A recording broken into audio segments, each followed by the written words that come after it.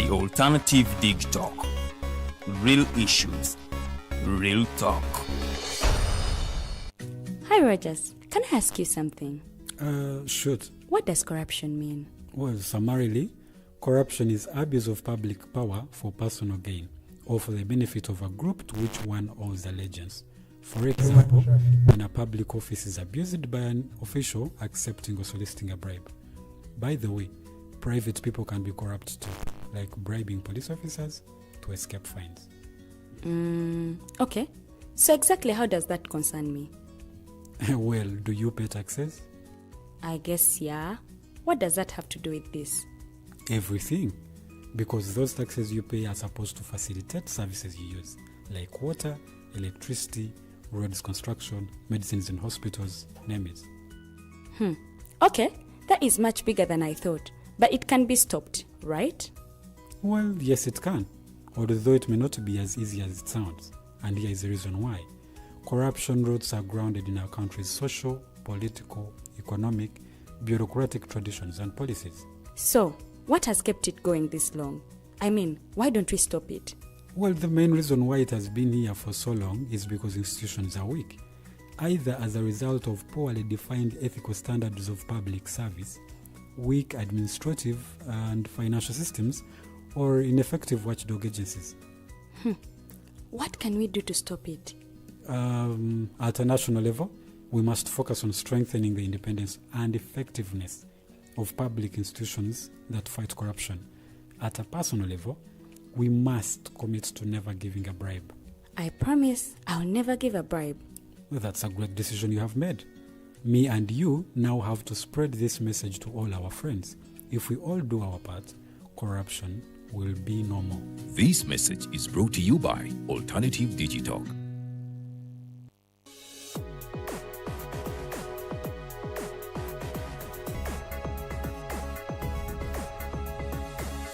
The Alternative Dig Talk. Real issues, real talk.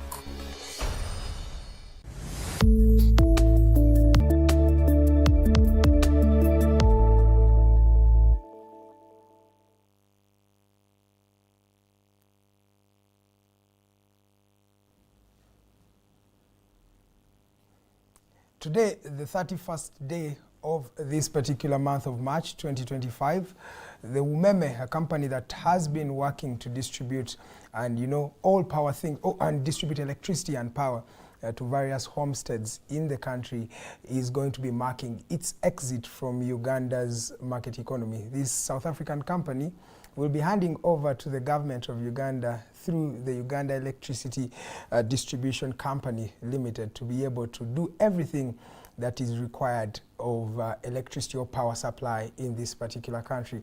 This comes after 20 years of service by UMEME that has been serving over millions of Ugandans. During their tenure, we have seen extension of electricity. We have seen the redefining of how electricity is actually bought or consumed in this country. And many Ugandans have been celebrating that particular institution. Today marked the end of their operations, but the question is, what next for Ugandans as we enter a new cycle of government being at the helm of electricity and power distribution in Uganda? That is the topical discussion for this evening, and we're going to be highlighting everything in that particular regard. Please do follow us on our social media platforms at The Alternative Uganda. That is on Facebook, but also on YouTube. We are streaming on all social media platforms, so you can find us there. But we also have another page. It's called Digitalk TV. So you can view us on either platform. It depends on what you have that is comfortable to you. Send us your messages, feedback. I'll be reading them subsequently. I can see a couple of people here tuned in. Thank you so much for tuning in. If you have a question, query, remark, or anything really, feel free to send it through our social media platforms. I'll be able to read those messages and more. My name is Edgar Matthew Karuhanga. I'm always here every Monday from 7 to 9. We have different political parties, and we bring representatives from those political parties to just paint a picture of how the country is moving on. And of course, we also want to have solutions to the various challenges that this country continues to grapple with. I will open up this discussion by also wishing you a happy Eid. Yesterday, Muslims around the world were celebrating Eid. And of course, that's always a time of celebrating and remembering the days of fasting after a while when we were having the Ramadan period. So Eid, a special Eid to all of you, the believers, and everybody who celebrates that particular day. This evening, I have most political parties here represented, UPC, NRM, and UPM, a political party that we seldom listen or hear about, Uganda Patriotic Movement. If you don't know that political party, it's the political party which Museveni used in the 1980 elections, and he stood for presidency using their ticket. So we have a person who's not new to this particular show, and of course he is from UPM, that is Matovu Vianney Ngoma. You're most welcome, sir. Then I also have the director for the NRM External Affairs. He is a lawyer and a counsel. He is an ambassador as well. He is a retired soldier, former Kadogo, of course, retired Major Pollar, which I always have to talk about that as well. You are a child soldier. You're most welcome, sir. Thank you. And lastly, definitely not least, the chairperson of the Uganda People's Congress, that is Joseph Ochieno. You're most welcome, sir. Pleasure having you this evening. Pleasure to be here. It's a big job to be flanked by two big names from NRM and NRM UPM. Yeah. Can we say that there is a multi-party dispensation and Uganda has evolved to a point that UPC, NRM and UPM actually talking and deliberating on issues? Can we say there is a win? No. And this is to you, sir. No, Ugandans are fantastic people. I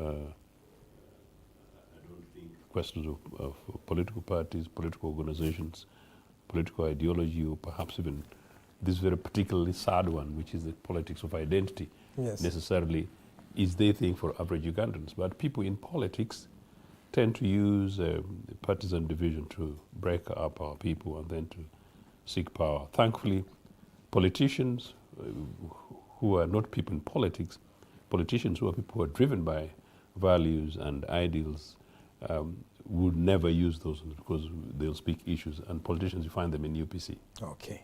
Thank you so much, sir. Namrembe Angela, you are watching. Mwesige Joram, you are watching. Francis Botebi, you are watching. That is a member of parliament. Tale Jude, Omuntu Wawansi, Tumwebaza Godfrey, Brooke Williams, Chikomeko, thank you so much for watching. I'll be reading some of your comments as we continue.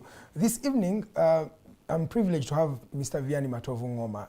This gentleman was an observer in the previous elections of Kawempe North constituency.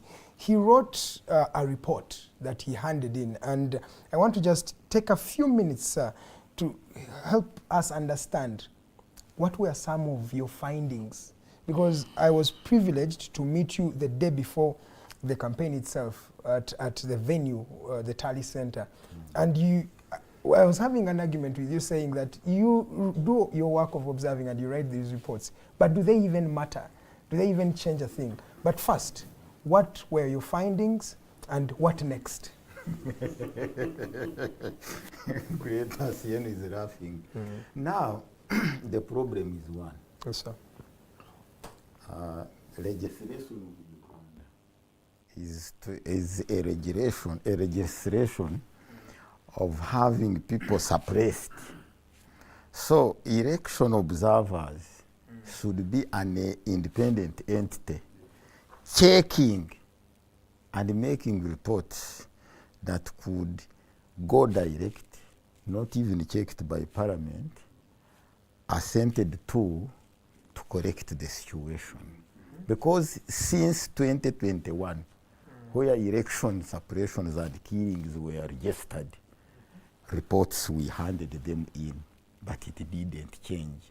Instead of changing, in the by-elections of Kawempe, it escalated to Abzak, to the highest battlefield and ground, because without fire and arms, iron, no elections was expected to take place. And the electoral commission, as I am saying, is no longer an electoral commission, because they had a separate meeting after when nominations were made by arrests, illegal brutalization of the candidates and supporters and even voters before polling day. They sat separately with the security. Because for me, I was an observer, I wrote direct a letter to the chairman EC requesting him to give us the resolutions they had and directives with the security incommunicado within their enclaves, their boardroom. He didn't even release. Tomorrow I will share that later with you. Now, when we were at the eve of elections, because the chairperson and the commissioners must first share views with us, observers, the candidates, and their agents. Yes. We questioned him that the involvement of military, RDCs, and other security armored personnel.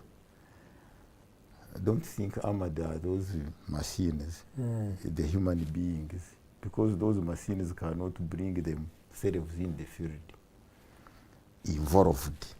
Then the chairperson responded that that one does not concern the electoral commission. He used the legal term best known to this senior council, that it is a preserve of security. Yes. Himself is no longer there. Yeah. Which means whether he likes or not, they must come. Their activities, whether the electoral commission wants them, must take place, because himself has no any way or any enabling law helping him to check them or even caution them. And after, when they misbehaved, as they did, the electoral commission is not coming in to caution, to check, to punish. It is only going direct to military. We are seeing echo of cosmetic echoes from the military circles saying that they are going to take, they are investigating. Yeah, because these people are commanded and Yabakama cannot command them. No. The electoral commission, as I have recommended, me alone, because I don't want to involve others, I have recommended that we cease having an electoral commission appointed. Let people like these ones come with their integrity, sell it to the voters elect the chairperson, deputy, and the commissioners. The public service can bring these technocrats, the ITs and what. And within the IT, I have recommended that every registered political party must bring their technocrat to represent them there. And in the data processing of electoral commission, every registered political party or political organization must staff there to help us. The electoral commission cease from managing it as its own personal affair. Now elections in Uganda is an affair, is a mandate, is even a product of the electoral commission. This is why we have received embarrassing results. Okay. The returning officer gave us a declared results. Gazetting of the chairperson, different results. I have already cautioned on that one. How comes this one on the Tari Center declaring this one?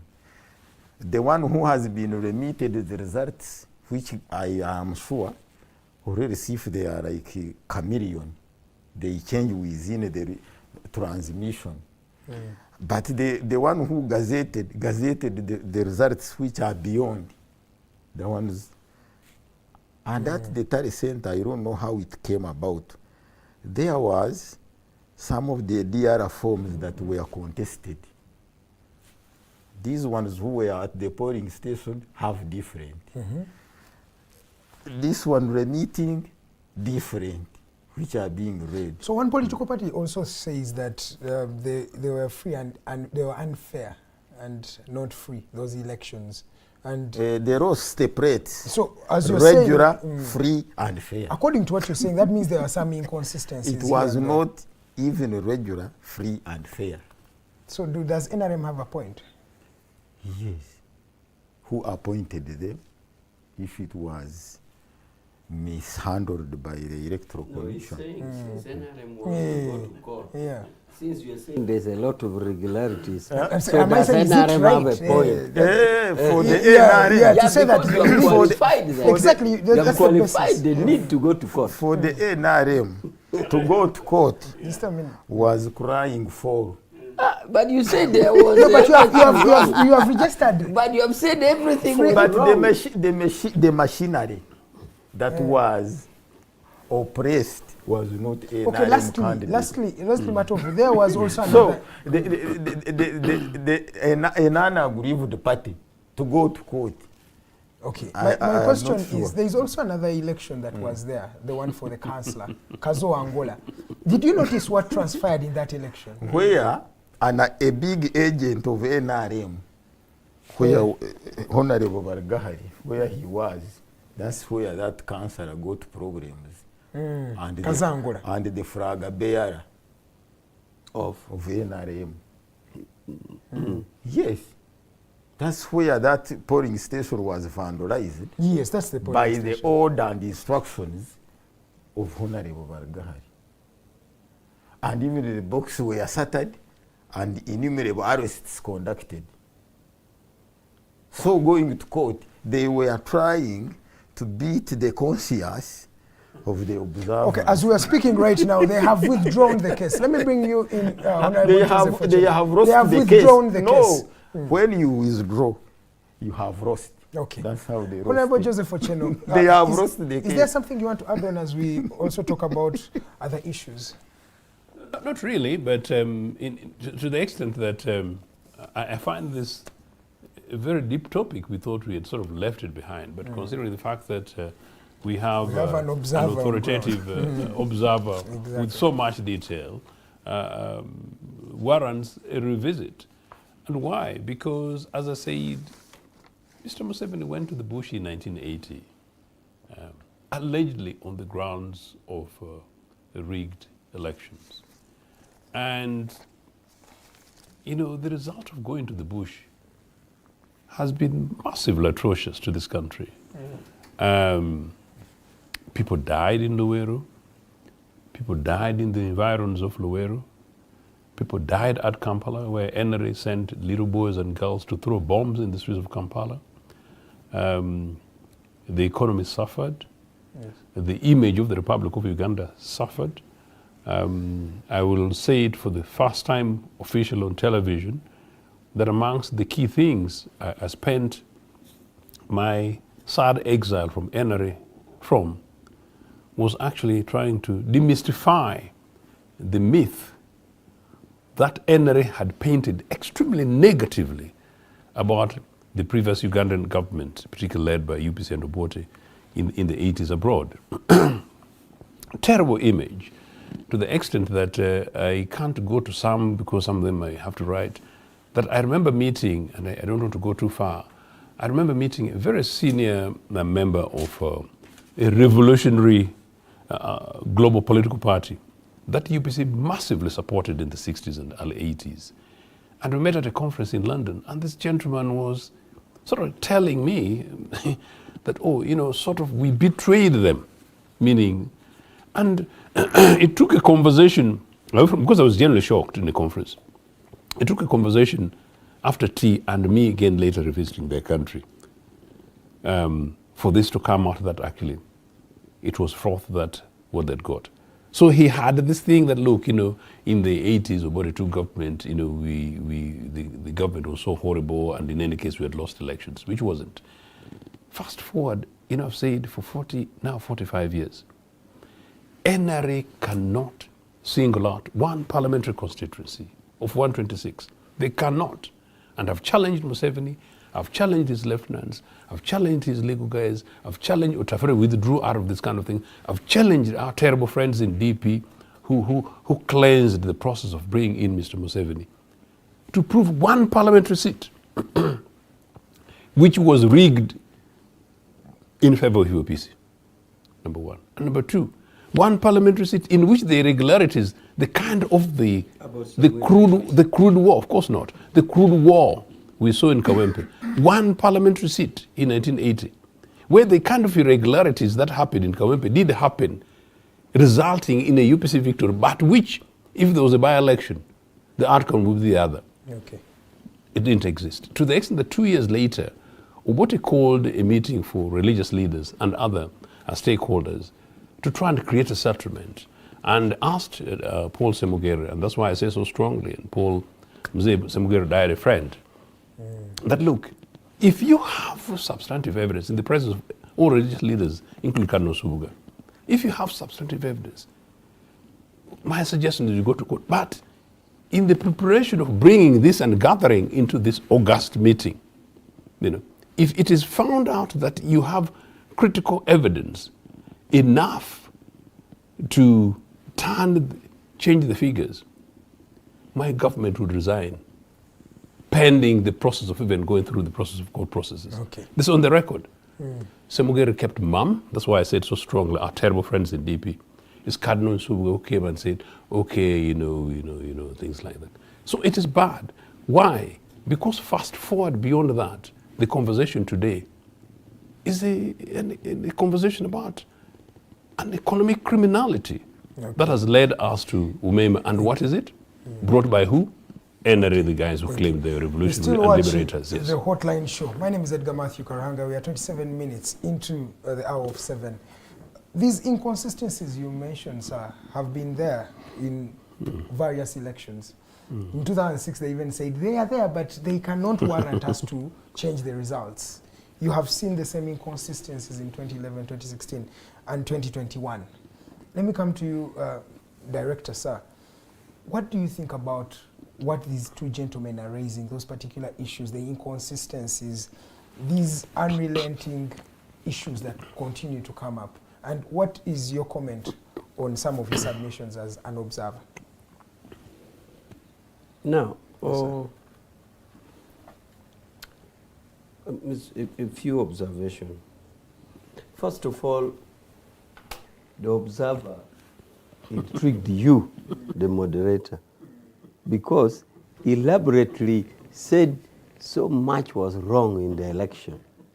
Now, the law says that when something is wrong in the election, you go to court. So that's why Karanga asked you, so NRM was right to go to court? Because there was irregularity according to what you qualified. You ably qualified it. So, you see, for us as a party, when we went for that election, first of all, we had at the back of our mind that this was a NUP or opposition-dominated area. And that was manifested in the 2021 election.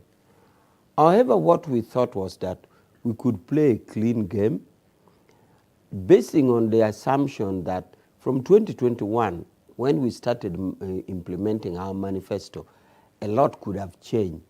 People's livelihood and welfare could have been improved. People could have changed their attitude. So that is why we went. And we said, fine, under new circumstances, presumable new circumstances, let's try. But it turns out that according to the NRM cadres who were in the theater, me, I was in Gulu. I was in the north for the negotiation of the 11 MPs, 11 NRM MPs who are supposed to join government. So I spent all my time in that negotiation. So those who were in the theater thought that they were going to use this emerging situation. But when the result came out, those in the theater thought they had lost the election. And indeed, they congratulated NUP. The people I'm talking about are people like Honorable Seninde, Director of Mobilization, and others, including Tang Odoi, the Chairman of the Electoral Commission. So that was what our cadres thought, our in the theater. Now, somehow, either intelligence or otherwise informed our national chairman that it wasn't, we had not lost peacefully. Or these irregularities that he was saying was so grave that it needed this intervention. And that is why President Museveni said an investigation needed to be done so that even NRM who were involved in malpractice should be held accountable, not only opposition. Yeah. So that is how we stopped at that. Now, so about irregularities and comparing with the past, I really don't want to go into that for now. But I want to say that it's a commitment from us as NRM that we will abhor election or malpractice, and we don't want it. And when we go in for an election, we go as equal partners. Now, about the deployment of the military, like the Chairman Electoral Commission says, he had no power over it. Sometimes it is perceived that it depends on the intelligence that the state gets. If the state gets information that there are outside forces that would want to disrupt this, that is how their deployment is formed. But intelligence that you always talk about. This thing some of us are not privy to it. That's why we can't talk about it. Can't we just say that Mr. President is being lied to? Because it feels like the president has an idea of the reality on ground, which is actually not the reality. And when President Museveni comes to speak, and this is my own opinion, he speaks from a point of assurance. He believes what he is saying is actually right. And most of the times we have realized that sometimes these intelligence can be misleading. Don't you think that your chairperson is being fed with false information? You see, it's the appointing officer and the disappointing. As his methods of checking if these intelligence officers are incompetent. In any case, you all know that these current intelligence officers are not the first. Always they are appointed and disappointed. So it is upon him, the appointing authority, to see where they lead him to. And indeed, as I repeat, these are not the first intelligence officers, meaning they are appointed. If their competency is queried along the way, they are removed. For now, that is what it was. And intelligence in this case is not about the ability of NRM to win. For example, if there was a threat that, say, a terrorist group was going to disorganize the election, to plant bombs so that election is not smooth and fair, and that would warrant a deployment. So the intelligence I'm talking about is not intelligence of, is NRM going to win or not? No. Is there any other security matter that would be planted to disrupt this? So that is what formed the deployment. Now, just a comment about his comment about the putting in place of electoral commission. Many countries have different ways of doing it, including Kenya. Kenya, it is public vetting. Yes. I don't know what it is in Tanzania, but many countries have different ways. So we believe in NRM that the law is not hard. We've been talking about electoral reform, amendment of the law, electoral reform. None of them has opened the envelope. Maybe he has attempted. But my opinion is that a law is not hard and frozen. If it is a law about forming in place electoral commission, let it be discussed by Ugandans. What is wrong with that? A good electoral commission, a credible election is good for all of us. But so far, that is what it is.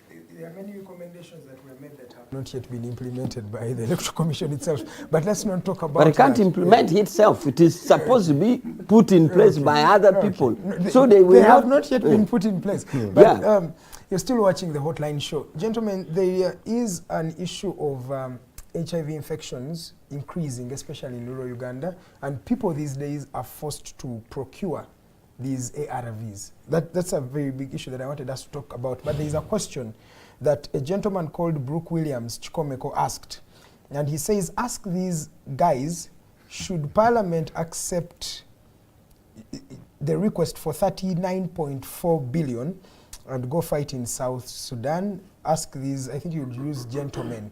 Ask these gentlemen, should Parliament accept UPDF request for 39.4 billion to go and fight in Sudan? I'm going to start with the fighter on the show. Major, I'll use that. Major, what do you think about the question of this gentleman? The two fighters here. So There's another fighter here. let him start there. When you have a number. Yes, sir. So I don't know whether the question tags it together with the HIV that you have mentioned. No. That was the topic I was coming to, but I wanted us to just answer this question. The question of whether or not. Yes. First of all, the deployment in South Sudan has followed the legal norms. The law provides that if you deploy and you have not asked Parliament, there's a statutory provision days before which you should ask Parliament. Indeed, the minister went and asked Parliament. Also, the law requires that if Uganda is to deploy an army, whether in a country, with the consent of a country or multilateral organization like UN, they're supposed to sign what is called the status of forces with that organization. If it is deployment with the UN, it is supposed to sign with UN. If it is with AU, it is supposed to sign.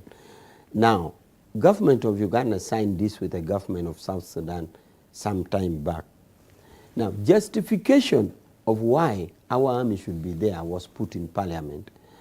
As we all know, Parliament is the National Assembly, meaning not all the 46 million Ugandans can assemble as a National Assembly. They have to be assembled through their representatives. And therefore, the convincing of the 46 million Ugandans is done in Parliament. I cannot speak on behalf of the representatives. What this person should say is that he should ask his members of Parliament what are their views. What is your opinion? My opinion is that, my opinion as a member of a ruling party, my opinion is that the money should be given because government justified why it needed to do that. And the reasons were partly covered in the status of forces agreement. So, for the sake of the security of Uganda and for the sake of the reasons that were given to Parliament that I read, I agree that the 39 billion should be given. His answers, however, should also be channeled through the MPs because the MPs are in the assembly of the country. The 46 million people are assembled there in Parliament. But my opinion is that it should be got. Thank you. Over $12 million, if you were to calculate approximately. And that's a lot of money. Do you think we should give this money to the operation in South Sudan? Before reaching that conclusion, we need to know the following. From the law brought to us by a council, you sign an agreement with a party. Yes. But they signed with an interested party. It is being proved by Riek Machar complaining to UN the involvement of UPDF in South Sudan. Yes. That means they have reached at the level of mercenary now. They are with Salva Kiir without Riek Machar. Yes. So that one. Salva is the president of the republic. No. They had a joint agreement which pressed cooperation agreement of 2018. Yes, it is no longer with elective mandate like that of here. Theirs must jointly with their cooperation they signed, agreed upon.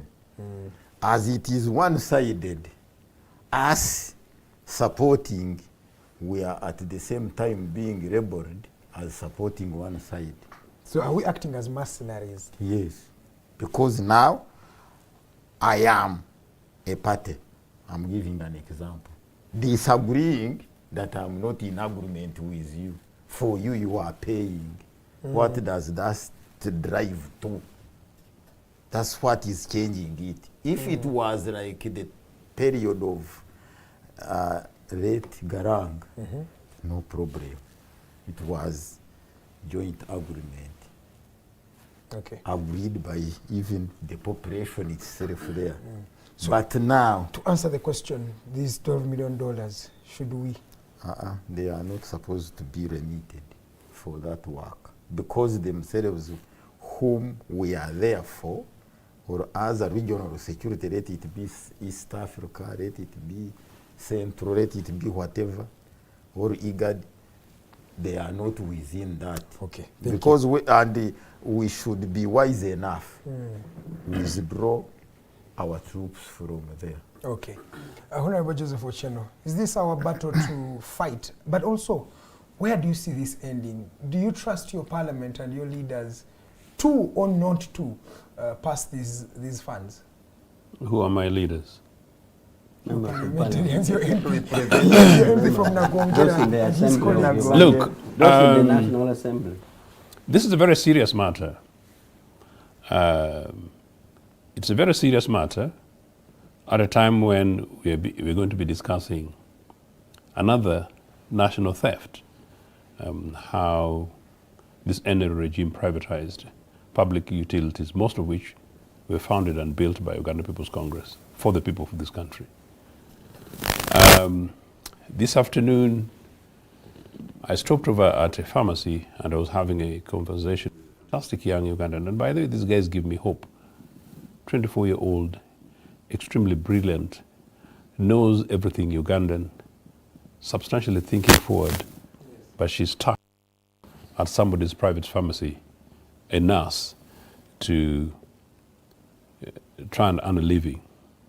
And in between the pharmacy is broken roads. In between the pharmacies is broken systems. In between the pharmacy is a house built on a gully, a waterway gully, literally a swamp. And when this house was being built, I used to pass there. It was being surrounded by soldiers, basically protecting it, meaning part of the national mafias, killing our environment. But in between that, I spent 25 minutes in traffic in Nigeria, taking the opposite route, a terrible road. I don't know how any average Ugandan citizen who travels between Kira and Chiwatule every day ever thinks and claps for NRM. In fact, guys need to examine their conscience. So if the absence of those is a question in part to resources, I don't know what NRM is doing in South Sudan. And I don't know which sensible, awake Ugandan average citizen in the National Assembly would give 12 million Uganda shillings. Can I tell you what? US dollars. 12 million 39.4 billion. Well, in UPC times, 12 billion was quite a lot of money. But anyway, you're quite 12 million US dollars. Thanks for that. Do you know what? 3 days ago, there's a flooding in Kanjasi. I don't know whether it didn't hit the headlines. One of the young, very vulnerable teachers whom I support woke up at 5 o'clock in the morning and found her child floating in water in the Shaki accommodation in Kanjasi. 2 children died. A woman died. In that flooding, none of them hit the headlines. By the following day, when eventually I saw her missed call and I called her by accident, nobody, as part of this established state, had been there, and I'm completely confident to date, none of them have ever received anything from the state as a basic intervention. These are hundreds of families, thousands of Ugandans here at Kanjasi. So it's criminal that we should be thinking about 12 million US dollars for Mr. Museveni to go and do his expedition in South Sudan. Because we know, as my good friend has said, it's a deal between Museveni and Salva Kiir. It's not a deal between, it's not a commitment between the Uganda government and the people of South Sudan. Now, in any case, what is the security risk? But he commits on our behalf. When the president commits, criminally, yes. Criminally, yes. And you know what? That is one of the reasons why, and I was thinking on my way here. Yes, sir. I have been at the peak of national reconciliation, and I continue to moderate Ugandans. And comrade, which I say this with a heavy heart, increasingly the kind of impunity this regime commits itself to makes it extremely difficult for people like me to persuade future leaders to not seek to hold these guys accountable. Okay. And usually when these things happen, people say that they're being witch-hunted, you know. So it's not. So in South Sudan, Mr. Museveni should be helping the peace process rather than helping one side.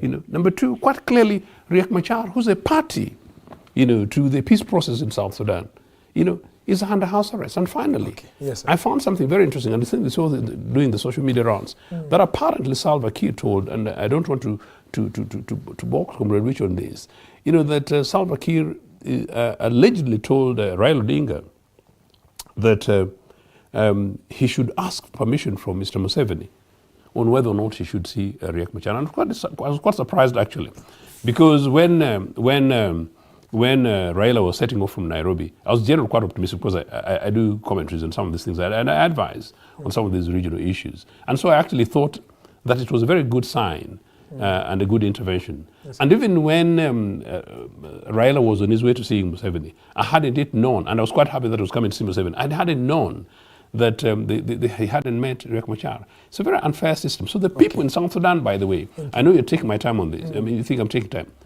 People in South Sudan are extremely angry, just as people in DR Congo are extremely angry about the involvement of Ugandans, and in this case Mr. Museveni's regime, in our names, something that cannot be fairly explained to the people here. Finally, there is an allegation going on. There's an allegation going on that you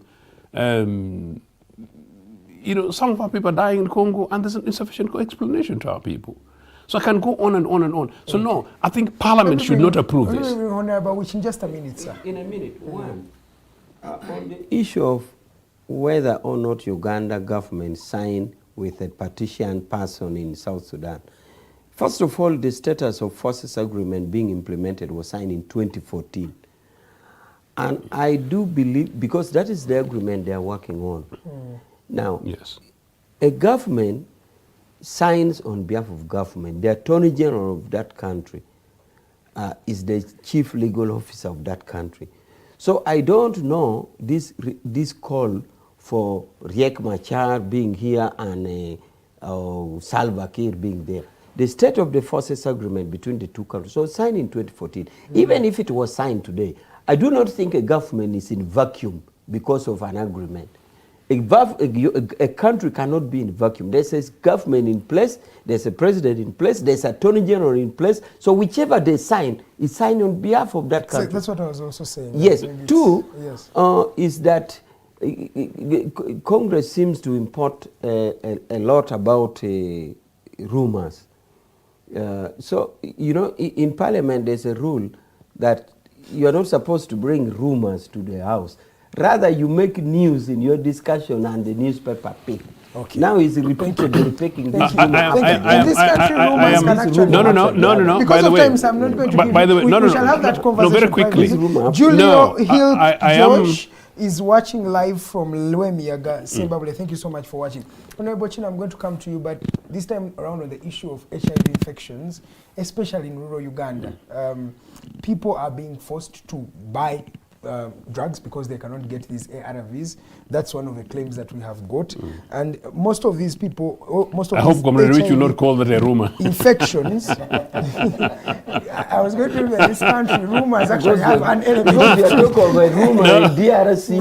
Now you are starting to import a rumor in DRC. What do you think, sir, on the plight of these young people, or the people who have these HIV infections? What do we do if US cut funding and now we are seeing people buy? US cut funding, and it's basically part of the conversation. I'm just quite surprised how much we need to say to talk about within this short period of time. No, if I use the word rumor, I take responsibility. But you know what? I'm partly a diplomat and a leading politician, and I know what some of these things are. We all know, the three of us know, the four of us. There's so much information we know, and we just responsibly want to hold back because we don't want to escalate issues. And some of them are very terrifying things, by the way. And so sometimes we hope that when you come to television like this, you have a conversation and hope that sometimes maybe somebody watching, or sometimes maybe some of us in the course of our own conversations, we review our own consciences so that we're able to strategically consider how best it is for us to move forward. Now, quite clearly, there was a pompous response to the U.S. aid cutting of support. Apparently, Uganda is one of the few countries that receives the highest amount of money. Now, while the NRA guys will always boast about injection in health, which we don't see because most of it is stolen anyway, nearly 80% of our health budget is apparently externally supported. It possibly makes my point much more important, that I don't think we can afford a fancy way of going to do some kind of mercenary work in South Sudan, where there's actually, in any case, there's rumors that, okay, can we really call it rumors? There's word that actually some of these things, the Ugandan authorities are being paid cash by South Sudanese authorities. So, so there's quite a lot on this thing I'm saying. So if that is the case, that some of these things are happening, that South Sudan is paying Ugandan authorities money in a certain way, then our soldiers are mercenaries, in which case then, considering the excess of corruption, the extent of corruption in this country, you wonder where the $12 million US are going to go. And so if you're going to be discussing UMEME, and we see from Museveni's own letter, we know that actually there are mafias in Uganda's establishment, then it's not surprising that our health sector is like this. Clearly, I hope it's urgent that we're able to have a national conversation where, and this is election year, where political party leaders basically table in their manifestos programs for national alternative budgets, where we scrutinize spendings in health, spending in education, spending in key public services in lieu of the donor aids. What is the now solution we can give those people who are now procuring? Just take a cut from State House. You know, the Burkina Faso military regime of all people cut the salaries of cabinet by 30% and doubled salaries for civil servants. In this country, maybe, and this is a big ask for the members of parliament, maybe we should reduce their pay by 50%. I don't see any justification for members of parliament earning the amount of money that they are. I'm an aspiring and desirable person to go into that assembly, and I've been before, but I don't see how we can justify the huge amount of spend from members of parliament. I don't see why we should justify the amount of money that ministers spend. Mr. Museveni's State House daily spend for him and his wife, actually, you know, his children and grandchildren moved out. You know, we spend nearly 3 billion Uganda shillings on those. I mean, let Mr. Museveni actually trim down and also live within means. After all, this guy lived very ordinarily. Some of us know before. 2/3 of the expense we have down there should go into public health. You know, there is a way in which we're able to rejiggle these things, and the only thing is that is the will and the leadership, and unfortunately, it's not going to come from NRA. Okay, Nasuna, Tahia, Twaha, Matovu, I have your messages. I'll be reading them subsequently. Honorable Pollar Awich, these HIV cases are increasing, especially in rural areas, and some of the victims or the people who have this particular condition are being forced to procure ARVs. This is not sustainable. What do you think about that? You see, I attended as a director in the ruling party a meeting of NRM caucus in Kololo sometime last year, I think. The meeting, I think it was a meeting, or the other, it was a meeting before passing the anti-homosexuality bill. And the American government under Biden then had threatened to cut this. So Museveni in Kololo warned Ugandans, and especially the members of parliament, because they were agreeing on that bill. He said, you guys, you have the power to pass the law, but I want to draw your attention to the implication of one, that we shall be faced with managing these health matters, because Americans are going to cut the money for HIV/AIDS. And the members of parliament said, no, we want our freedom, let's pass the law. So that was the time, even before the Trump. Yes, even before the Trump. And the President Museveni said, therefore, we should be prepared to tighten our belt, because we're going to face this. Now, we pass the laws, but somehow we go through it. Now, Trump, without tagging it to the law, Trump is simply saying America first. So he doesn't see why America should be giving out through USAID. So he cut it and we are affected. What should now, we do then? Because as now far as what we're we, directly now, affected. what we should do is what President Museveni hinted in Kololo. So we have to generate our internal money. Otherwise, these people will die. Now, generating our internal money is part of what Congressman said. It includes, it's a wide spectrum of things. Not only generating by revenue collection. You can generate by revenue collection, but you can also generate by cuts and changing your priorities, okay?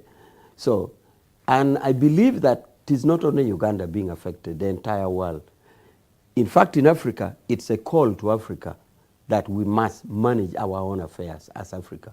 If we ever thought we were going to depend on foreign aid, this is now a real wake-up call as Africans or as Ugandans to stand on our own feet. Is government intentional about really addressing these issues? Because yes, it is. It is intentional. That's why I'm telling you, President Museveni alerted us even before the cut.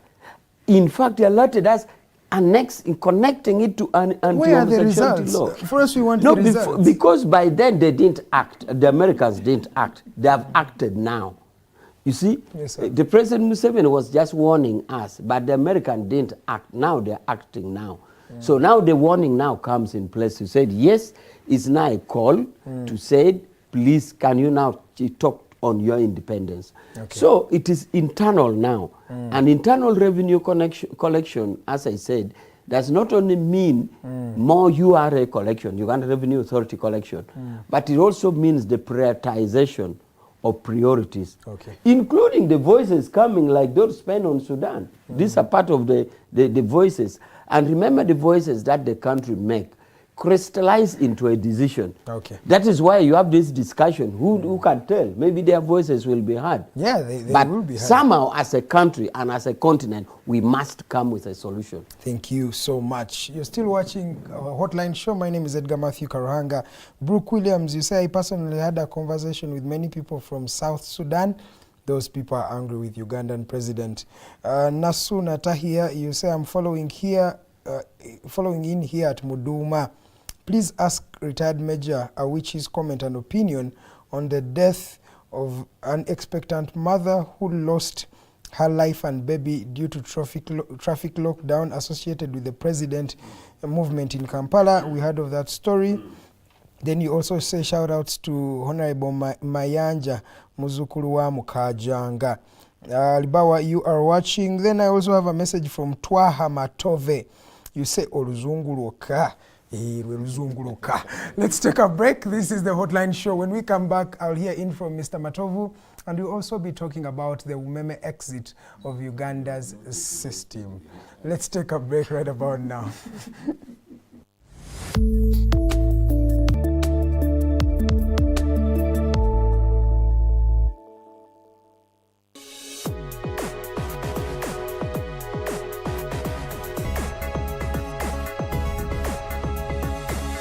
The Alternative Dig Talk.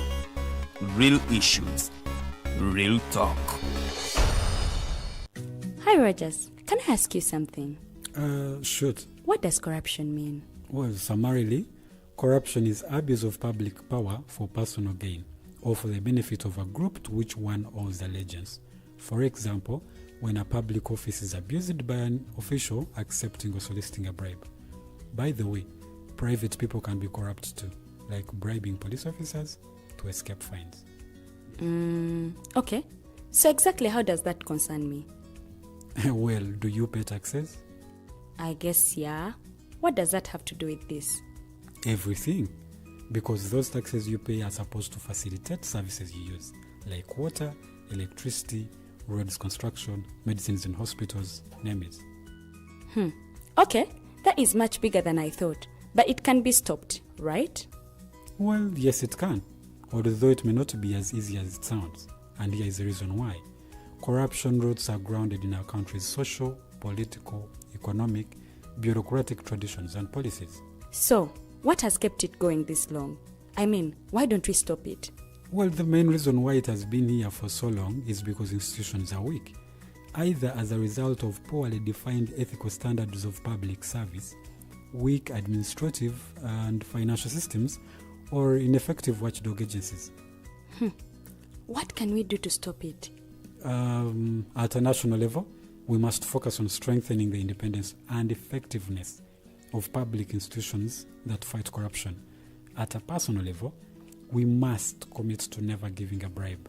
I promise I'll never give a bribe. Well, that's a great decision you have made. Me and you now have to spread this message to all our friends.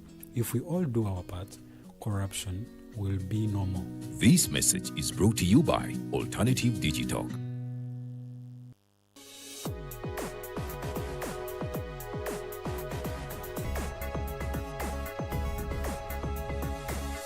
The Alternative Dig Talk. Real issues, real talk.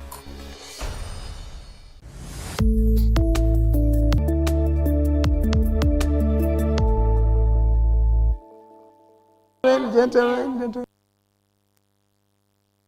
Welcome from that break. My name is Edgar Matthew Karuhanga. We are into the second and final hour of this show, and we're talking about the current affairs in this country.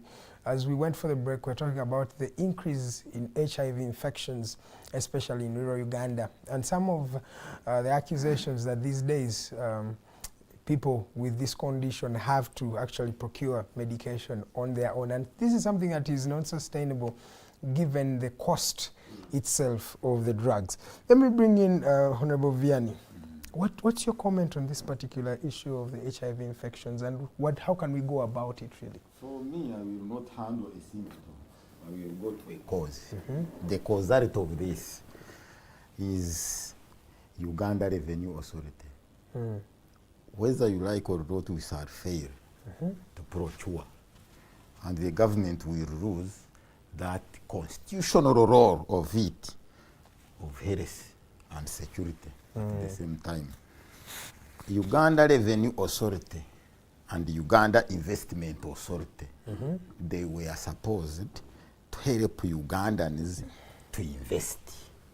But what is in practice, Uganda Revenue Authority harasses much local investors and closes them by being, it is too corrupt.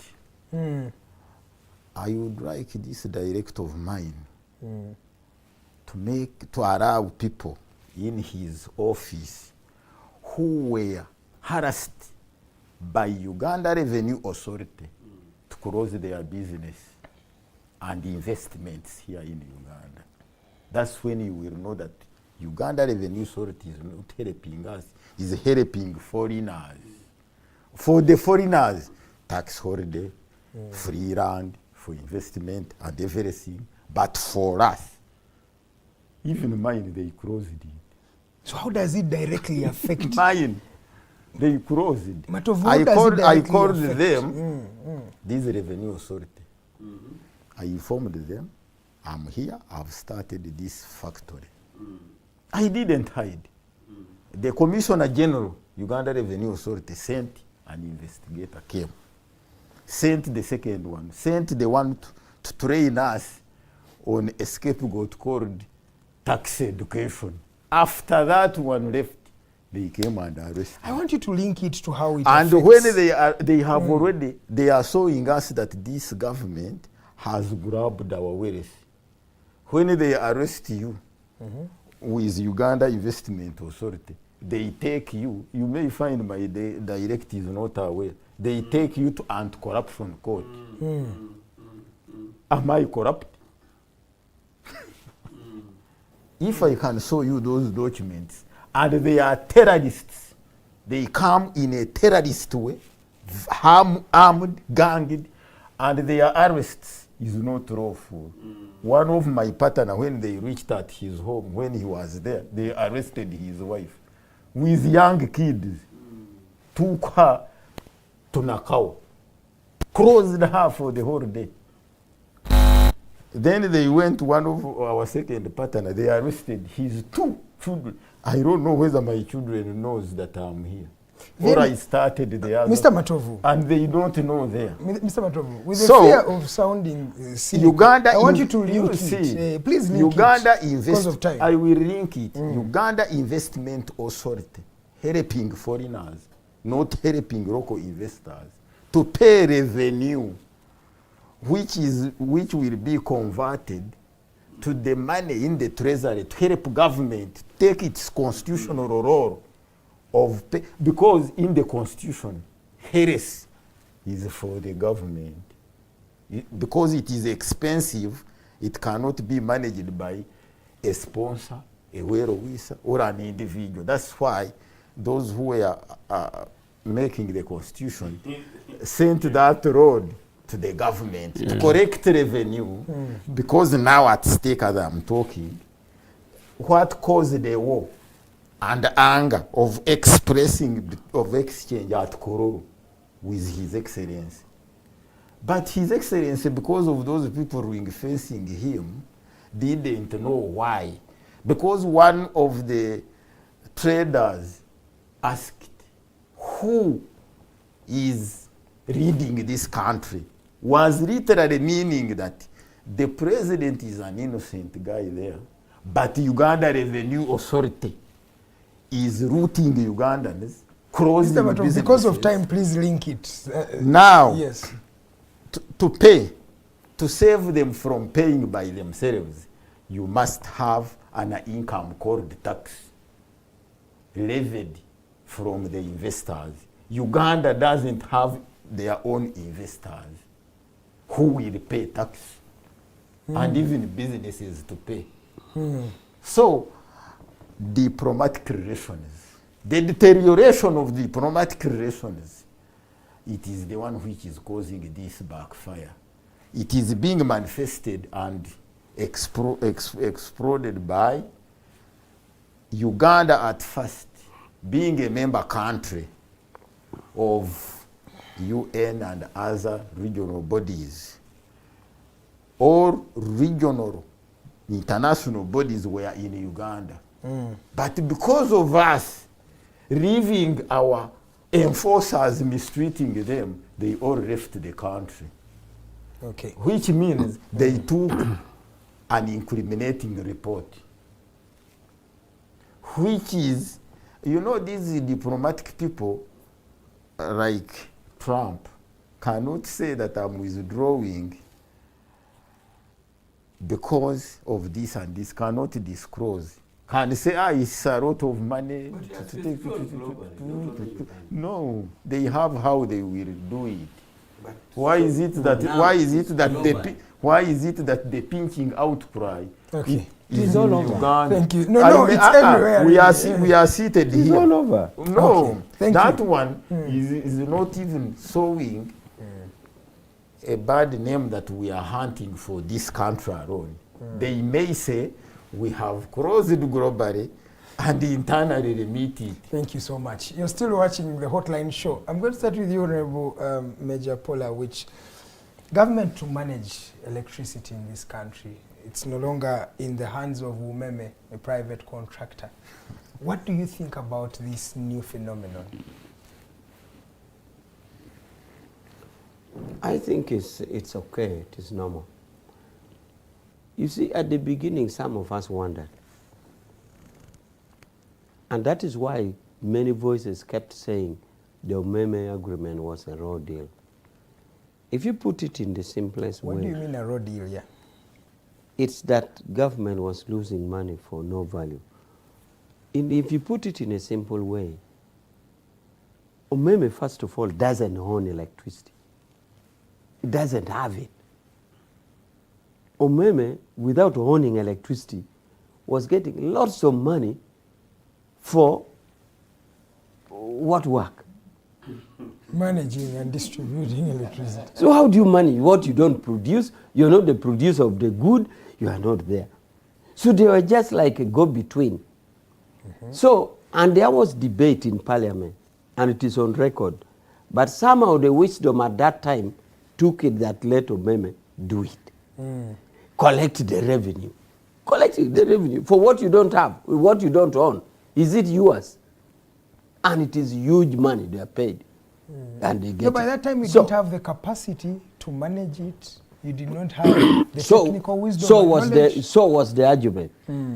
But you will know that the first collector of taxes was not UMEME, we used to have Uganda Electricity Board, which I'm sure a congressman would boast about it.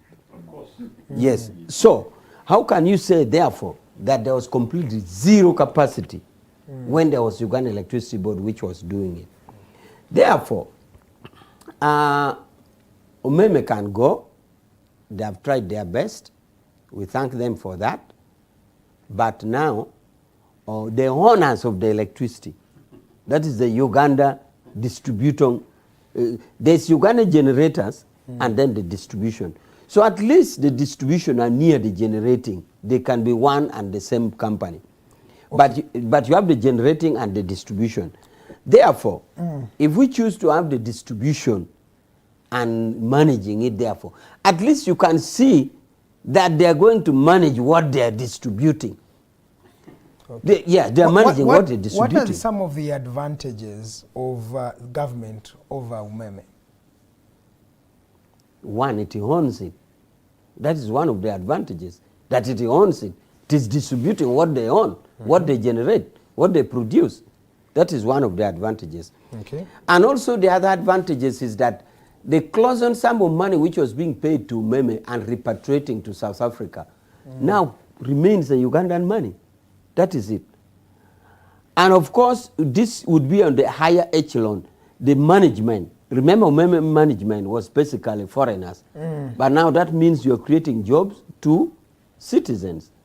And if you calculate at the higher echelon, the amount of money, salary paid to them alone, that was a lot of money. Leave alone the profits that the company was getting. Who? To the ED of UMEME, you know, the that board. Kind of thing, who were white people and... Well, yet, by this moment, most of them were blacks, really, and Ugandans. Most of the people, even on the board and the technical... No, the board is mixed. The chairman is actually Bitature. Yes. But the technical... Just like you have Standard Chartered Bank, or even MTN. You have MTN. The echelon, you may not see the echelon, but the echelon of MTN and this are foreigners. Okay. Therefore, being a foreign company which was managing, it definitely had to come with their personnel, which at the highest echelon was paid a lot of money. So those are some of the benefits now that come here. Okay. So, and the other benefit is capacity building. Because now that UMEME goes with their capacity, the current manager, Uganda Distribution Company, now has to up their game. They have to develop capacity. And this is good for us because now we develop capacity to do our own things. Okay. You first, as you hinted on, UEB, then to UMEME, back to UEB now practically. What was wrong with UEB then that UMEME solved that is not here today? You see, a society is not hard and frozen. It's dynamics. And that is why I keep saying, even this house we are in may not be there after 50 years. It will be demolished, and possibly demolished, and a bigger skyscraper of maybe 50 floors will be developed. So we live in such a dynamic society. So the argument there then was that UMEME, UEB, Uganda Electricity Board, was not competent. And there were so many arguments, pros and against. And that's why I'm saying some voices then was saying this wasn't a good deal. And now if they are there, alive or dead, their spirit will come and say, but we told you. But all said, that is the dynamicity of a society. What you see today as correct may not be what is correct tomorrow. Okay. Because society is there. And that's why I'm saying even this very house we are in, will not be there after 50 years. Thank you. Thank you. I'm going to come back to the inefficiency or the efficiency of government itself. But let me bring you in, Honorable Ochieno. What do you think about this new deal? UMEME exiting by today, I think by 12 midnight. Power is going to be distributed by the government of Uganda. In fact, UMEME handed over power to government of this country. Let's continue. You know, whenever It's not easy to hand over power in this country. please don't talk treason. Just a light moment. You're a young man, don't talk treason. And some people in the NRA would say, oh, no. Even Besige jumped to the queue. What about you? Don't talk treason. Some will say, we immunized you. Let's continue. Please continue. You know, when I leave these studios, usually by the time we shall have finished our goodbyes and gossips, you know, with Comrade Rich and others, sometimes you easily leave around 9:30. And by the time I reach that terrible place, by the way, that road is bad, Jesus, come to rescue. Which road? Nigeria Road, Nigeria, Chiwatule, Chira. I don't know what the people of that place have done to this guy's. They're working on it. So it's criminal. My car's shock absorbers. My car is relatively new, although Betty Camille said it's my fault getting a wish, like a wish. I was told by my mechanic the other day that I need a new shock absorber, and you can see the payments and how they go, the kind of the economic discussion we're having. But I want to tell you that usually, sometimes when I leave the studios, I reach home at midnight. So it's actually possible that I reach home and it's dark. So I hope that today, on the last day of this very dubious deal, part of it is quite criminal, should be investigated, that I'll have power at the other end of Kampala, because you'll have been very exhausted with a long day. Look, this is something that should not have happened. And it should not have happened in the first instance.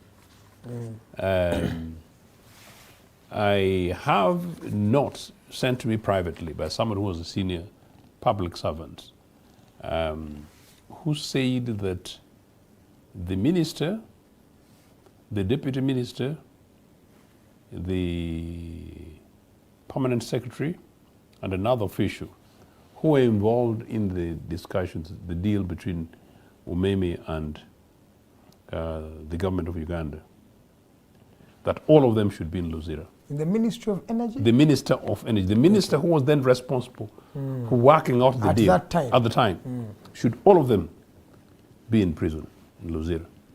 Why? Because of the crude nature of the deal they did. And if you go back and look at the letter Museveni, shedding crocodile tears, wrote in 2018, warning about this UMEME, all of a sudden, and consider that these are Museveni's appointees and these guys are not in prison, then Museveni, if it was also not for his immunity, he should also be in prison. But one of the reasons why Mr. Museveni and his regime, all of them should be in prison, is the manner in which these guys came ideologically persuading people like my elder there that they're progressive left people, They capture power, and within 2 years, they do an ideological U-turn and go to become the perfect agents of capitalist and imperialist forces on the continent. That Mr. Museveni got a name given to him by Dr. Bote as the perfect Nyampala to Western imperialism. Meaning that these guys sought to break, as the new capitalists on town, sought to break everything we had built for this country. And you young Ugandans, you must watch. So we built Uganda Commercial Bank. Yeah, we built UPC, we built it. Uganda Commercial Bank was sold to Stanbic Bank. And Museveni and his group sold it to the saying Boers. It was not making profits. Yeah, sold it to the Boers. We founded the Uganda Electricity Board. Yeah. I just got a note from a retired public servant, a she, who said that this was an extremely efficient organization. sold it and broke it. I can count the public organizations and public institutions, including, by the way, even when you talk about MTN, part of my argument, and when these guys were coming, I was abroad, part of my view is that some of these things about telecommunications, we should have upped Uganda Telecommunications, Uganda, basically our former telecommunication company, to be the lead national guys, and so therefore they should be the providers, almost like mini Safaricom's of sort, but really as part of our indigenous telecommunications company, because these guys make huge amount of money, profit. They've finally done Isn't what you were advocating Isn't for. it? I'm giving you context. Yes. Isn't it the case then that now NRA gets broke, yeah, and now subjects us to go and borrow money from Stanbic? Meaning, the Boer company Stanbic comes and takes over Uganda commercial banks and rips profit of Ugandans, the things that my elder from the UPM was talking about, and rips profit, at the expense of indigenous Ugandans. Okay. So this is what has happened. Just to add on as you conclude, Nasuna Tahir says, Meme, the NRM has prevailed by leading into money agreements, into phony agreements, and later coming around and lamenting about the low deal of government. It's like the regime is only 10 years old. I wonder what the panelists have to say about this phenomenon and the implications to the taxpayer. So she's actually backing what you were and also it's saying. actually not that, because as I said, sometimes we don't really have to say certain things. That even up to now, part of the UMEME deal, and I was speaking to a friend in government the other day, some of these things are deals, backdoor deals. So you can see UMEME, the letter they issued on the 30th, which is the other day, and the one of 28th, they're basically effectively blackmailing Ugandans. What cheek in my republic, and you're a private company who's in my country, and invest, and you talk like that. The sense of arrogance They have that a point. UMEME is effectively daring the Republic of Uganda, the government of Uganda. It must be that UMEME is not the face. UMEME is like Loboa. UMEME is like Pineti, you mean? Atiak. UMEME is like Roko. UMEME is like these foreign investor projects, including, I was telling you earlier today, where you find a roadworks thing, someone doing a feregi. You know a feregi? You know, these 10 little things down the road. And the supervisor of that contract. So the supervisor there is a Chinese guy. So what's going on? So these are fronts. He was trying to deliver to you that where are the Ugandan investors in the last 40 years? Where are the Ugandan investors? Where are the Ugandan businesses? Who in Uganda has systematically started and founding a business and run and been supported? And by the way, how many Ugandans, how many indigenous Ugandans have put their proposal? By the way, I'm quite surprised that it's coming from a UPM, senior UPM leader. He's lamenting like that. And I wanted actually to, I'm not deviating, because part of the prejudices that sometimes we have in Uganda, is that maybe people from a certain sub-region, maybe certain people from particular political organizations, political affiliations. So maybe people don't expect, and it's very important, my brother, you raised this point. People will not think that some people like you will suffer those kind of fates. So no, Ugandans, we are one in this. We are one in this. So where you don't think where that indigenous UMEME needs Ugandans? compensation, because you hinted on it? It was a crooked deal. It was a crooked deal, and just like foreign debt, a future UPC government, they're lucky. A future UPC government, if we came in, would revoke this, because I said as part of the Jubilee 2000 date campaign on Africa that it was a deal between bad lenders and illegitimate borrowers. And in any case, we did debt cancellation, it ended. And we're now so highly indebted that people are again beginning to ask for debt. Yeah. Why? Because we're not dealing with the underlying issues. So back to the UMEME thing, I'm saying these UMEME things are fronts.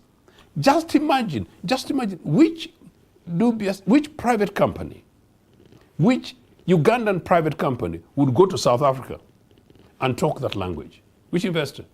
And by the way, I'm reasonably global, and normally I invoke this to qualify what I'm saying. I don't see how Toyota UK, or Nissan UK, or Nixon Germany, Dixon. I don't see there's a way how. they are speaking. No, they wouldn't. They wouldn't. By the way, their languages would be more diplomatic I felt like than this political was like leaders. someone is holding you and saying, Precisely, you either do this or precisely.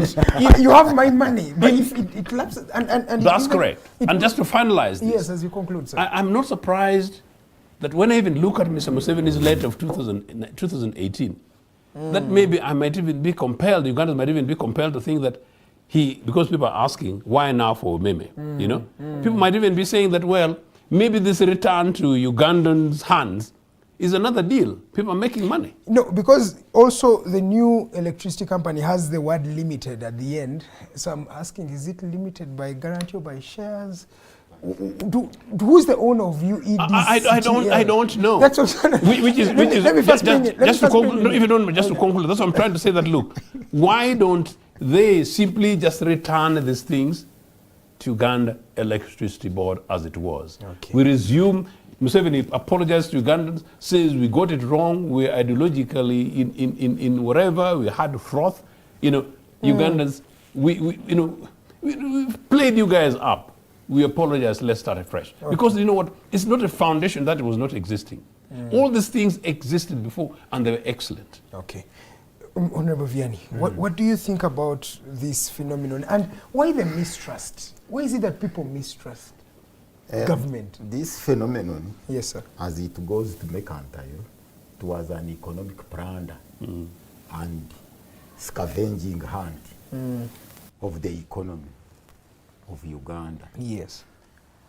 When there happens a problem in economic terms, you don't constitute another body. You correct within house and continue. Because when you create another body, it becomes exorbitant and expensive. And you start afresh and incur an economic loss. UMEME was a scavenging hunt because Parliament investigated and summoned the shareholders and the board of the directors of UMEME failed to surface. They even went to South Africa and failed to get a company registered there called UMEME. You go and get records there. They are there. You are a journalist. Yes. You go and help us. You are the ones who help us in your investigative journalism to get one. UMEME is the same as UEB. But the difference is one. UEB was parastatal. UMEME is a private company with people, shareholders, hindering the economy of the government. As what my brother said, that UMEME had no any equipment to install, but could earn money. The distribution was done by REA, Rural Electrification Agency, which was a parastatal. UMEME could only come and put in a transmitter or a meter. Only. But the poles, the wiring, the whatever was for parastatal. But only UMEME was oligopolistically enjoying when there is a blackout, you pay fine. When it goes off, you pay a fine. Who pays? The government. You go and check the record is there. When if it goes off, what do you mean? If power you pay 45%.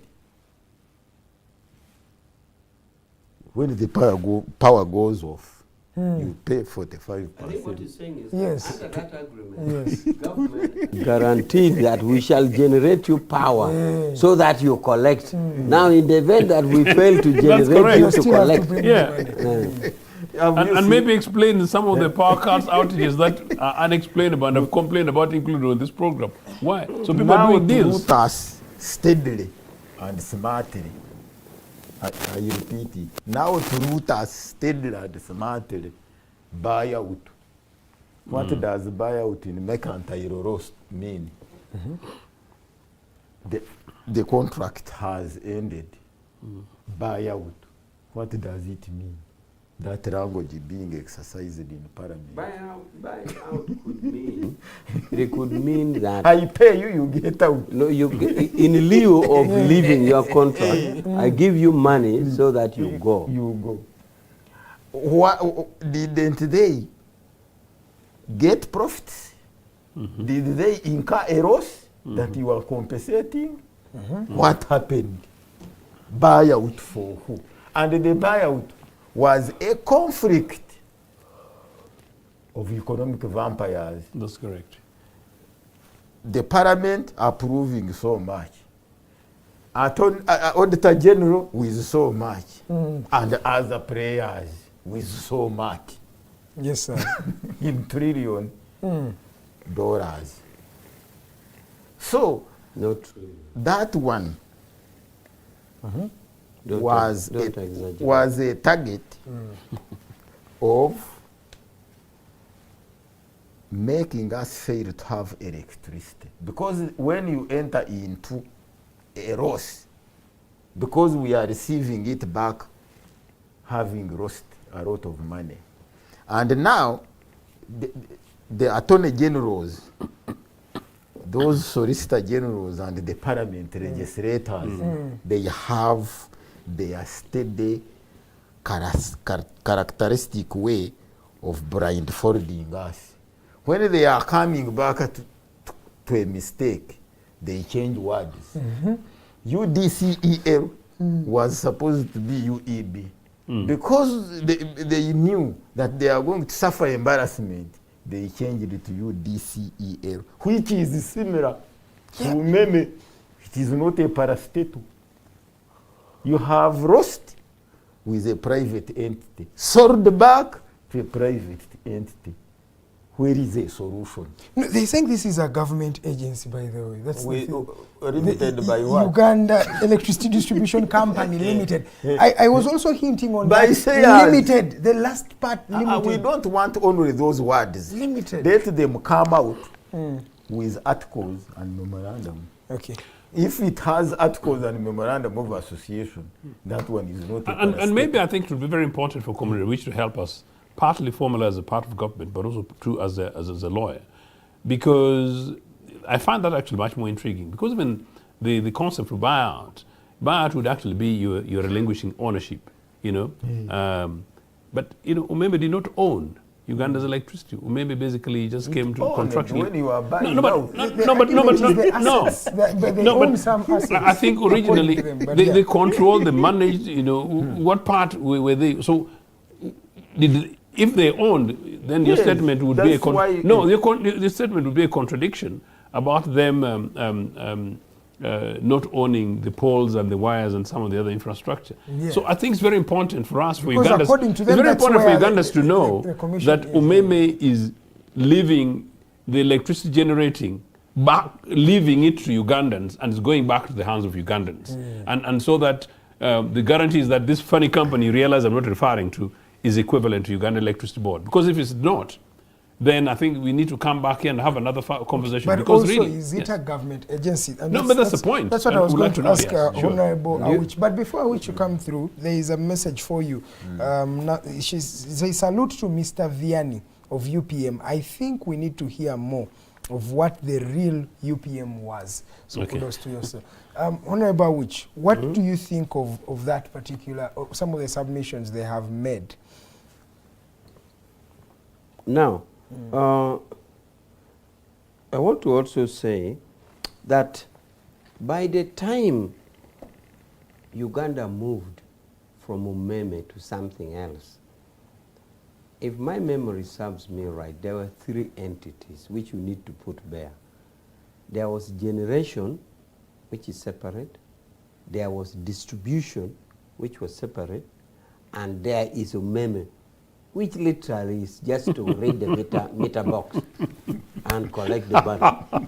Okay? oh gosh, Jesus. So there were the 3 entities. Yes, sir. So I needed that to come out because it could help in subsequent discussion. That is, I think I'm right there. So it is good to know these entities that a body was generating. That is to put the power into a container, let's say a pot.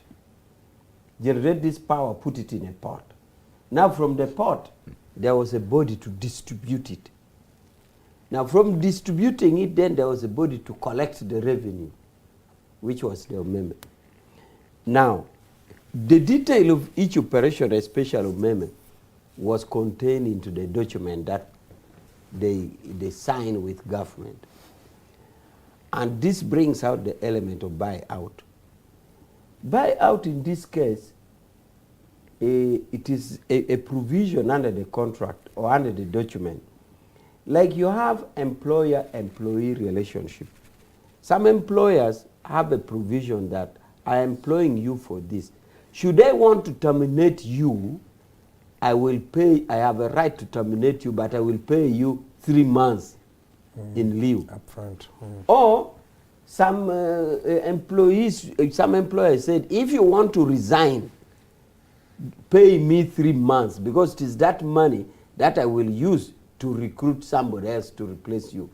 So a buyout provision is just that I am tired of you, or I want you to go before your agreement, so therefore get this gender. Okay. Gender, that is the buyout spirit. Just like you see it in employment. Now, this then brings me to just to add on the buying out, they had said that the buying was $190 million US. That was the first overestimated price. But according to the Auditor General, he said the buyout should not exceed 118 million. That's around 40 billion. 118. So there was that discrepancy in figures. US dollars. And I think UMEME accepted. What I don't know whether it was settled was that distribution was also claiming some money from UMEME. Okay. Because distribution was saying we distributed to you the power and you are supposed to collect this and pay us this much. Okay. And it looks like it was not. I hope it is settled. I trust that the persons in the theater are handling. So if the question to me was about the buyout, I believe I've answered it. Okay. Who owns this new company? Do you know who owns the Uganda Electricity Distribution Company Limited? No, it's a matter of law, so laws always you need to check. As my friend said, you need to check their legal status properly. But at that time I think it was done by some act of parliament. They were put by an act of parliament which established the distribution, established the generation, and this one. So we just need to.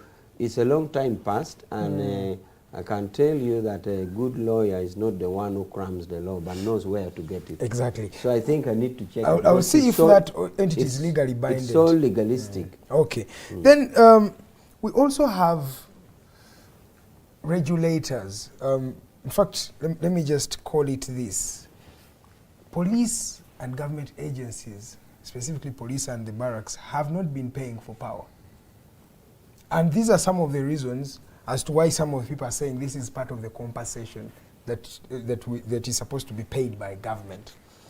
How do we trust the government that does not pay electricity to manage electricity? It's not only the service that they don't pay for, they don't even pay for water too. There are a lot of water bills that government has not yet paid for. How do we trust these people? Okay, first of all, you are talking of regulators. them. I think for the sake of our viewers, when we mention regulators in terms of electricity, we need to make the viewers understand. There's what is called Uganda Electricity Regulatory Authority. Yeah.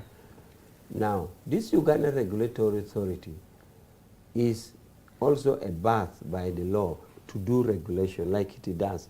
Normal regulatory authority comes where there are many multiple players. You know that time came when we were using first hydropower and other power generated by, let's say, fuel and power generated by solar. But also we had other generations starting, like Karuma, and then others in West Nile, or others in other places. And they're joined in a grid. There's where they're joined in a grid. So because of the active members or players in the industry, government saw that there should be an authority. And we have had authority in other places. Like which other authority you could have? There is a IRA, Investors Regulatory Authority, I think. Or even Retail insurance. Authority. Even Yes, insurance FRA. regulatory. Insurance regulatory means you have so many private actors in the industry. So to regulate this industry, say for quality assurance or for healthy competition, you need a regulatory authority. So I just wanted us to be clear that when we use the term regulatory in this aspect, we mean that body. Okay. Let's go to the now, people who don't pay the power. Now, about payment of power, normally government authorities should be billed. And if it is billed, there should be a method of settling out between the government agencies. But at least there should be clear procedure that there's this consumption. Of course, government has a mandate over everything, but the mandate should be as per law. So I am not yet sure about a law that gives a government a consumption without paying. I know in the past, in the UPC days, government officers, for example, used to sleep in hotels.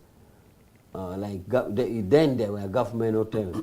And there's a way, I don't know how they used to settle it out. But some government officers would stay in a Serena, for example, for a year. Or in Fairway, which was government hotel, for 2 years.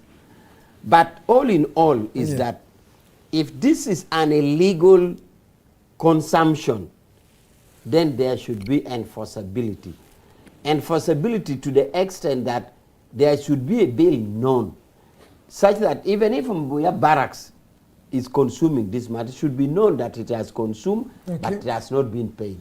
So I don't know to which extent there's this illegalities, or it is a wrongful accusation, because we can't judge without hearing the other side. There is also an issue of mistrust.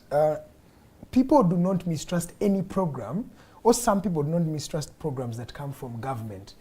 Now this one, nobody has even seen its fruit, but people are skeptical. Doesn't this worry you as a government, but also your legitimacy, to be that the populace that voted you does not trust you, even with a commodity that is communally consumed, such as electricity? Of course, trust on government is a continuous and a perennial thing. I hope it is not on a lack of trust in the government of Uganda. I know some countries which really believe in their government because they see clearly where their taxes are going. And the accountability for each and every penny is almost given. I know governments like that. If you talk of a government like Singapore, you talk of a government like Sweden or Denmark, you know, those are ideal governments which are there, or Liechtenstein. But the lack of trust in the government is a big thing. And for us in the party, we keep saying it. We almost put it in our manifesto that we should do everything within our reach to gain confidence of the people. Lack of confidence of the people, the popular actions that we take, we must be a pro-people-based popular actions, and we win the confidence of the people. Now, if you approve that there's lack of confidence in that, then it is unfortunate. But normally, for you to allege such a claim, you must have a proper research done. You're going to ask for sampling. Yeah, how did I sample? Yeah, so that we quantify that a credible body did in terms of this. But of course, we all know that one key areas why people have lost confidence is in corruption. Exactly. And there's a body called Corruption Perception Index, or Transparency International. Transparency International always does that research to prove. Unfortunately for Transparency International, I have really not been happy with their method of work. You know how they do it? The reporting of corruption in the newspaper. Meaning that should Uganda keep quiet, not to write about corruption, then transparency will say Uganda is non-corrupt. Thank you. I think is not valid enough. So they base it on the reporting in the newspaper. So if you got a country which can, for example, if Rwanda decided to suppress the papers, that even if PS has stolen this ministry, I don't want you to write. Even if PS has stolen that, I don't want you to write. If Rwanda successfully did it, it will be ranked as a very free. So that is the method. Okay, thank you. But all in all, the corruption perception we have hands us low opinion from the populace. Let me bring in Honorable Ochieno. I request you comment on some of the issues he has raised, but also the independence of the regulatory body itself, the UEDCTL. The independence of these people to make decisions, because the track record of this country has seen a leadership that is even unable to make decisions, a leadership that sometimes is compromised, where you know that you have to feed a certain person in order for your project to actually go through. I'm talking about that reality of the country today. How is this new company going to be independent? Can it actually be independent to make the decisions to say that this is what we have stood on and this is what we're deciding? Whether it affects the government, the people in leadership, how can they stand firm? You know, immediately you call it company, which it happens to be, and now I am attempting to come to terms with the reality that UMEME must go, because seemingly it's going, for whatever reason, which may include the fact that it's going in order for some other mafia who would have already have made very good case to Mr. Museveni that it should go, so that, you know, these mafias reap the benefits that UMEME was reaping. In others, at the end of the day, Ugandans are still at a draw. That I would still console myself with it, possibly if it was local. I think much more important is you ask yourself, what public organization in this country is really independent? Just think about it. What public organization in this country is really independent? Comrade Awich, you know that is not true. And if you're trying to dare me, I will tell you that, you know, there is no public organization which is independent. One. Number two, there is no public organization, public body rather, where you would say the citizens have got reasonable confidence. Apparently, the nearest independent organization which had not been broken was National Waters.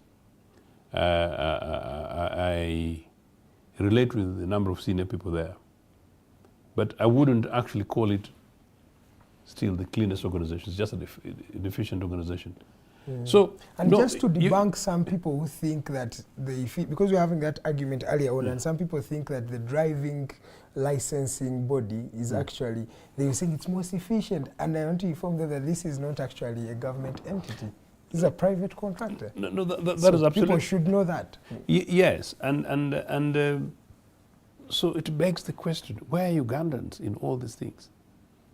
You know, I'll politicize it to say that I really don't see any major change in this country unless and until we have a change of government.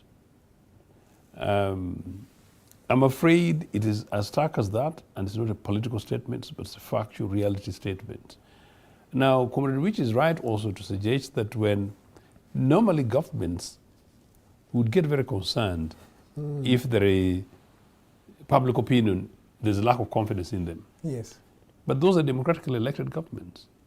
This one is not. Oh. You know, no, these guys came by force in 1986, entrenched themselves, and they've been using excess military power to the extent that you could see what is happening in Kawempe, where there was almost no need that, you know, even if NRM decided that they're not going to field a candidate in Kawempe and spend that money to take it to Sambe Hospital, since Sambe Hospital is a Catholic hospital that does fantastic job. Give it money so that we're able to help rescue some mothers who are going to produce children for us in the future. The government would not have been shaken. In any case, they would even have been hailed as being very kind. They would have said that Museveni is now nearly a mini saint. So it's unfortunate. My concern is that the Ugandans, so we Ugandans sometimes pick these things topically, run with it, come midweek, we just hope that tomorrow we shall be having electricity, and that somewhere, somehow, UMEME and the government, settle this matter. Okay. Even if at stake is hundreds of millions of US dollars, which is basically our money. I can tell you that in the last 3 weeks, Yes, sir. power went off. And every time power went off, and I just didn't want to say this earlier, my account balance would go to zero. Now, someone else told me the same thing the other day.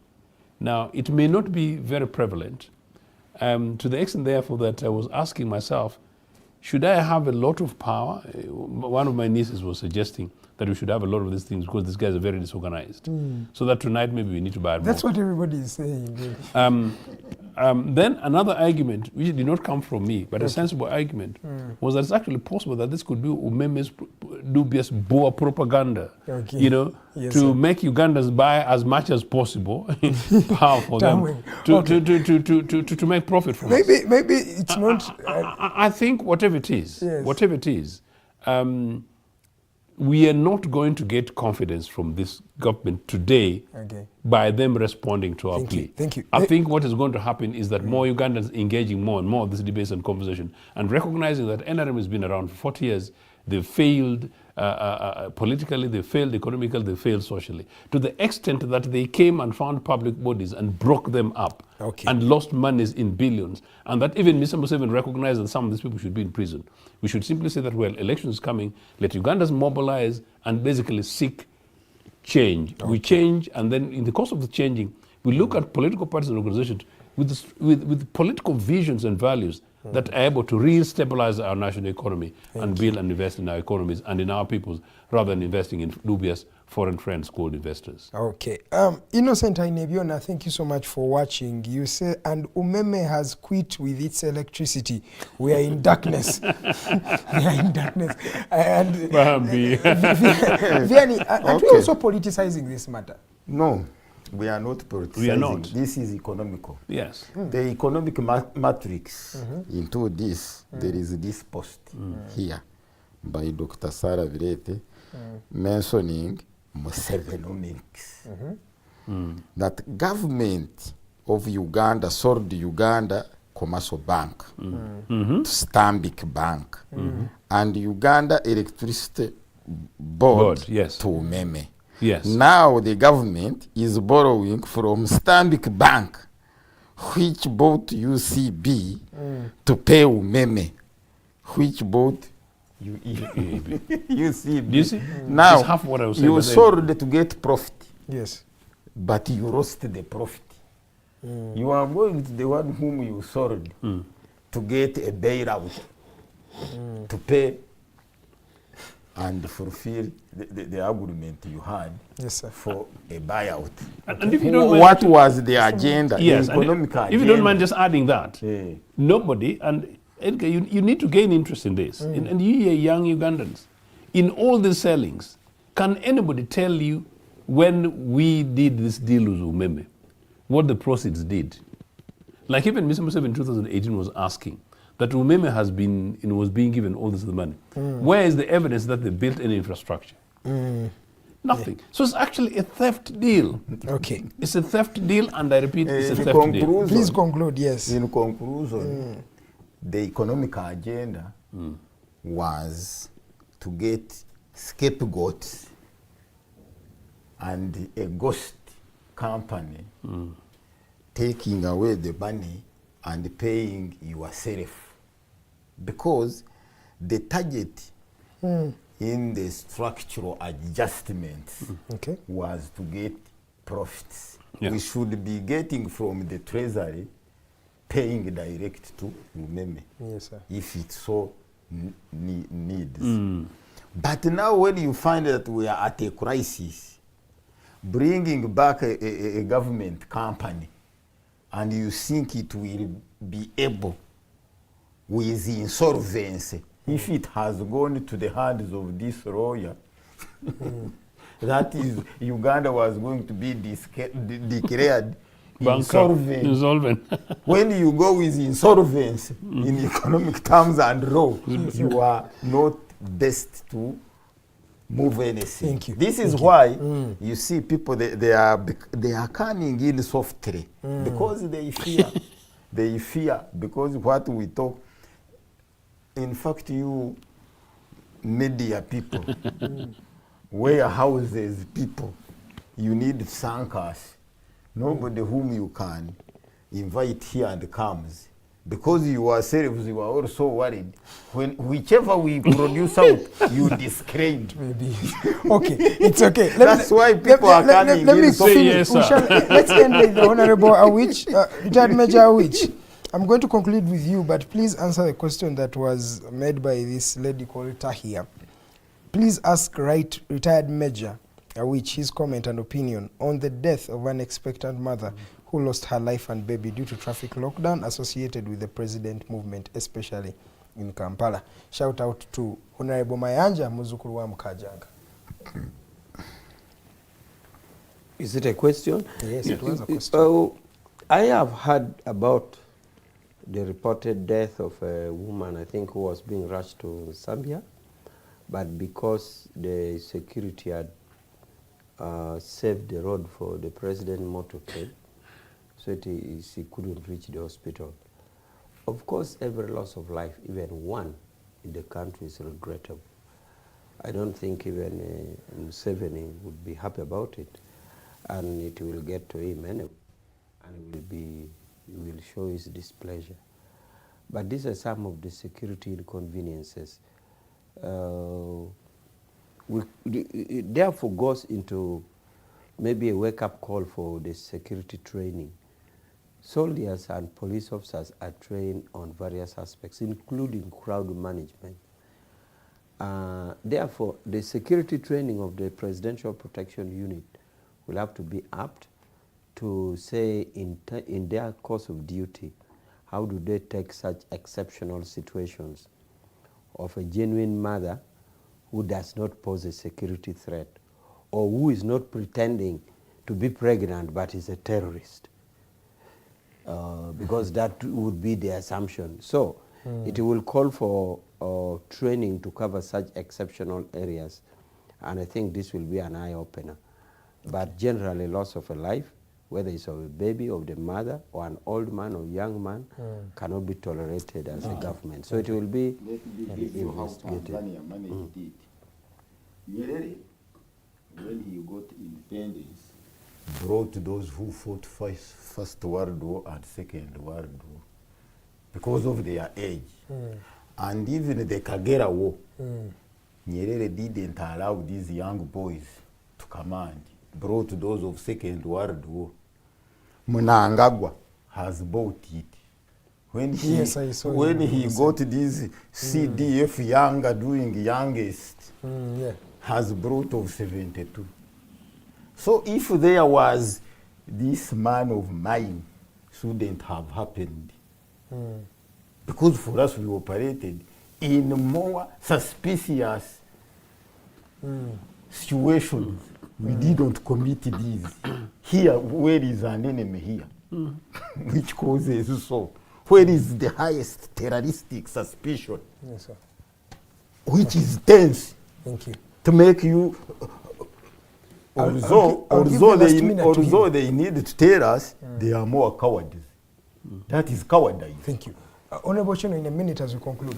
No, it's very sad. I, as I was saying, I think, I don't know whether I said it on air, that I experienced Mr. Museveni's convoy in Kabalagala the other day, I think just the other month. Yes, sir. And I saw these soldiers literally wanting to beat up people. Instead of just telling somebody that move away, they literally wanted to beat up people. And they were shouting at people, and they were abusing people. here in Kampala, and they say, you're abusing Ugandans on their road because Museveni is leaving the other side to come and pass down here.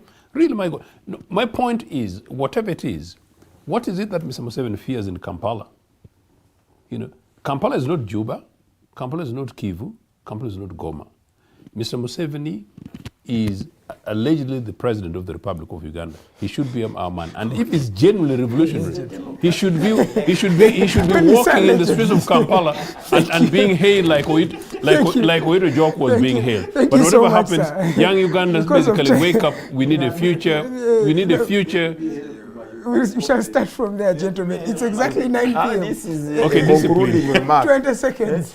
In America, they depend much of people of this caliber. They don't depend much on those whom he is telling us of Thank you so training. much for watching the Hotline Show. We've come to the end of this conversation. Just to note that I have also seen soldiers, especially presidential guards, also begging and pleading with people not to cross when the president is coming.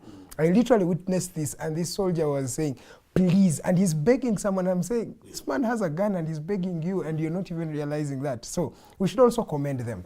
Thank you so much for watching. We shall see you again next Monday at exactly 7 p.m. We're always here having a conversation with Uganda. My name is Edgar Matthew Karuhanga. Good evening, and God bless Uganda.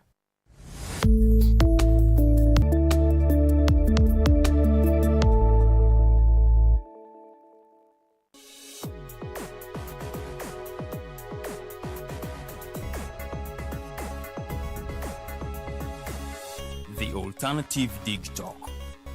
Real issues, real talk.